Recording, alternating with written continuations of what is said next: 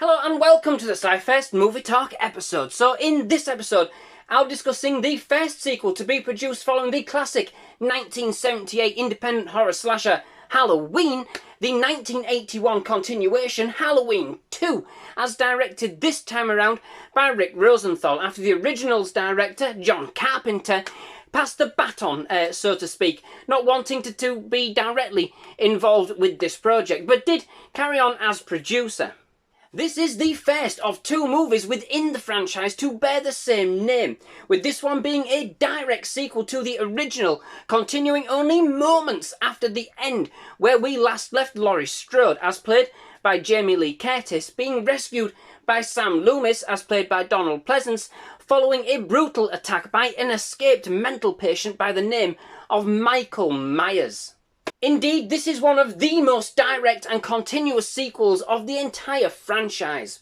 Many of the others are either reboots or opt to retcon certain details from earlier entries, or indeed remove and ignore them completely, making Halloween one of the most disjointed horror franchises there actually is, in terms of the series' overall continuity. With regards to this film in this respect, it doesn't actually get any better than this for the series as it is.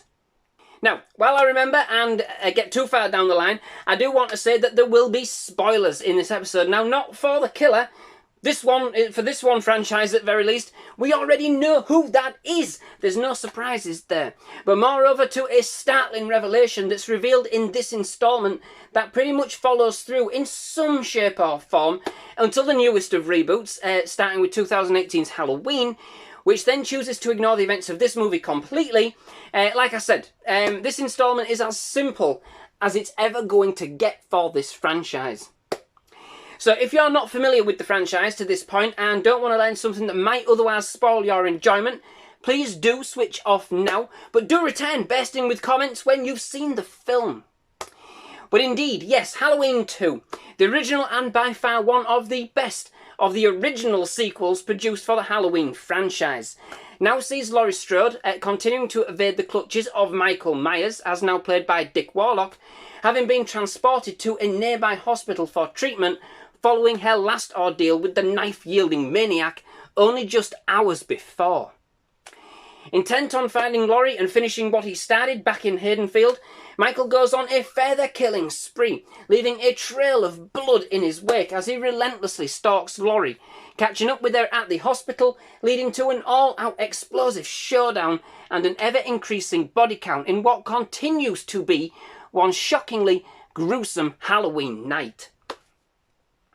So, okay, the original Halloween was iconic for so many reasons, and many of the Halloween sequels never really managed to even come close to measuring up.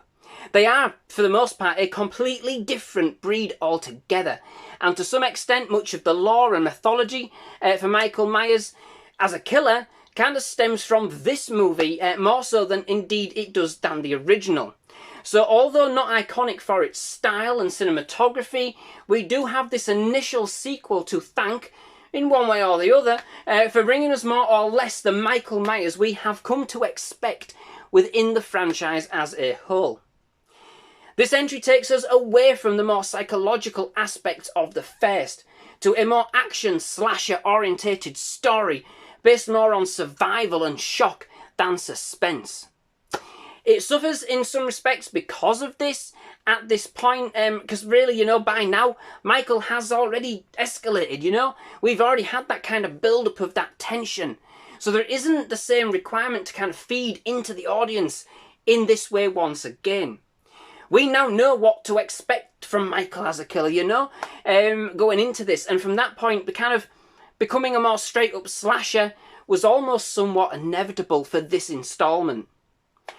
Given the slashers of the time, this does have more of a generic feel, but what kind of starts off as a slow and laborious start, by the end, we do have an all-out, no-holds-barred finale with a chase around the hospital that certainly feels like we're getting our money's worth. Michael certainly feels more confident, he definitely needs more of that, and commands an imposing presence. He's definitely getting more inventive, and so there is that certainly to savour as we're going along. The stage of a hospital setting also makes for some particularly cringe-worthy and gruesome kills, and Michael definitely feels like he's relishing the opportunity to kind of get out and spread his wings and explore. Dr. Loomis returns on top form, scaring the neighbourhood in many more ways than Michael ever could. He literally comes across as a total crackpot, and like me, is in sheer disbelief at the blasé and nonchalant attitude of those supposedly looking to stop Michael. The people of Haddonfield really do seem to have a couldn't-care-less attitude, even in the face of a potential serial killer.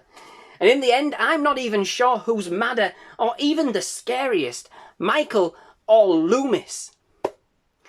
The film has an almost kind of transitional feel in terms of the way Rosenthal has approached the execution of the scenes, kind of bridging the early part of the movie as it follows directly on from the original, and then into all kind of the all-out slash fest that it then becomes. We still have the intimate first-person perspective, putting us directly into Michael's sights as Carpenter did originally, with such morbid fascination, to make the audience as uneasy as possible. But this is kind of subtly dropped as the movie kind of progresses, instead to kind of move over into more jump scare territory, with Michael going in for more surprise attacks, making him more of a ghoul at arm's length in this respect, concentrating more on the kills themselves rather than the build-up towards them, if you know what I mean. It's still decently executed, but you can feel the difference in directorial styles and almost the consciousness that prevailed to ensure that there was still a connection to the first, both in terms of the events that transpired and in the way the audience was engaged before Rosenthal was able to kind of break free and give us the bloodbath that the movie became. But it does feed directly off the first and still captures a pretty good atmosphere. Nowhere near as tense, but a decent slasher and follow-up all told. The kill count is much, much higher, and they even seem to be keeping score within the film. The thing is, for me, what let the side down is the fact that we really don't have all that many likeable characters. Laurie is sidelined in a hospital bed for most of the film's duration, and the new incumbent really just aren't all that charismatic. So as gruesome and as creative as some of the kills were, they just felt somewhat empty, unearned, and pretty soulless.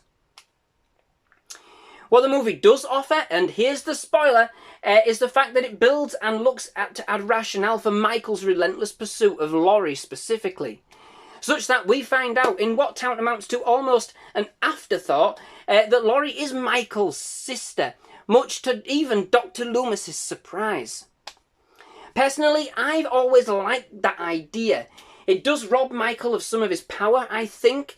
It was certainly a darkly disturbing concept that he had literally no motive at all. But for the sake of the sequel, apart from kind of finishing off unfinished business, perhaps, why go after Laurie when there was still a whole street left to slaughter, There really wasn't all that much of an angle left for Michael to pursue Laurie to the extremes he did. And all the things considered, I do think the idea worked on balance. I am always, however, a bit perturbed by the manner in which we do find out, though. Loomis sitting under duress in the car and a nurse just basically casually brings it up as just another random factoid about the deranged killer. It's somewhat unbelievable that his personal doctor for over 15 years would have had no access to all of his files, especially one with such significance. I can see why they did it. Loomis never mentioned any of this in the original, so why all of a sudden would he just relinquish such details, It's just that it's all added a bit slapdash. It could have made more sense, especially since this vital piece of information becomes one of the franchise's linchpins moving forwards.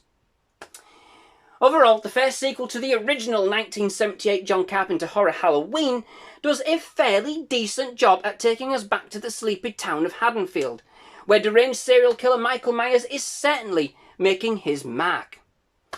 It may not have the same level of suspense as the original by a far margin, but what it lacks here is it certainly makes up for with an increased level of gore and creative kills, and an especially thrilling chase between those who have managed to survive as part of its final act. It has more of a generic feel than its predecessor, but makes good use of what it's got, and certainly brings brings him back into focus and more to the forefront. It's just a shame that I think it's hard to kind of get behind any of the new cast. None really having any of their own standout moments or worthwhile input into the story. Apart from, of course, setting up their own individual kills, which, as a result, didn't quite have the impact that they kind of needed or deserved. And indeed, it still makes great use of Carpenter's originally haunting musical themes, which is a massive, massive plus for me. With a bit more adrenaline packed in for good measure. Certainly befitting, the action, more survival-orientated energy of the movie. So, that brings me to the end of this episode. Many thanks for watching. I do hope you've enjoyed it. If you have, please leave a like. Please do hit that subscribe button for more movie reviews, trailer reactions, and other movie-related content. Absolutely loved having you at SciFirst MovieTalk, and definitely love to have you back. Most of all, just thank you very much for watching. Goodbye.